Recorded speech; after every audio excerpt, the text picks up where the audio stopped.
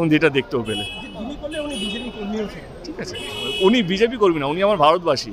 তার সবচেয়ে বড় পরিচয় হচ্ছে উনি ভারতবাসী, এবং আমরাই বিভাজন করে রেখেছি। আমরা হিন্দু, মুসলিম, টিএমসি, বিজেপি, গরিব বা বড়লোক, এইভাবে মানে ওদেরও দোষ না, বড় বড় নেতারা এইভাবে বিভাজন করে রাখে। বাট আমি সেই বিভাজন বিশ্বাস করি না, সবই ভারতীয়।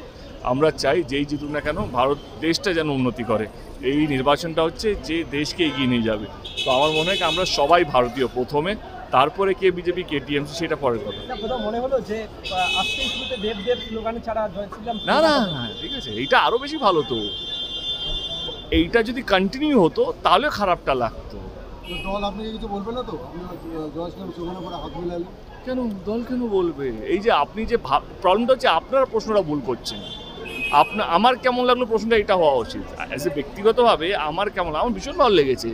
একটা লোক যে এতক্ষণ ধরে দাঁড়িয়েছিল, কিছু বলতে পারছিল না, অ্যাটলিস্ট সুযোগ পেলো জয় শ্রীরাম বলার, এবং সে আমাকে শুনিয়ে আমি হাক করলাম, তারপর চুপও বসে গেল, একটাও কথা বলছেন, সামনে দাঁড়িয়ে আছে। কিন্তু এটাই তো ভালোবাসা। আমার মনে হয় সব কিছু যুদ্ধ উচ্চবাচ্য কথা বলে হয় না, চিৎকার করে হয় না। কখনো একটা সিম্পল ভালোবাসা, একটা সিম্পল হাগেই হয়ে যায়। তো সেটা সবচেয়ে বড় প্রমাণ, তোমাদের সামনের প্রমাণ। মানে এইটা তো আমার সাজানো না, বা উনিও জানতেন না আমি বেরোবো কি বেরোবো না। উনি নিজের দলের কোনো কর্মীর জন্য বা নেতার জন্য ওয়েট করছেন।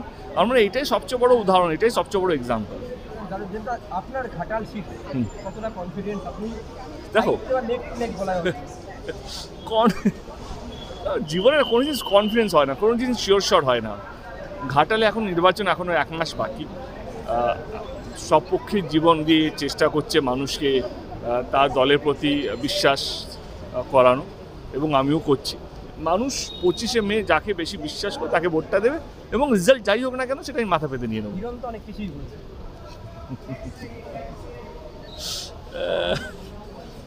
বলুক, তাতে আমার লাভ হচ্ছে। ধন্যবাদ দাদা। টিভি 9 থেকে 2 মিনিট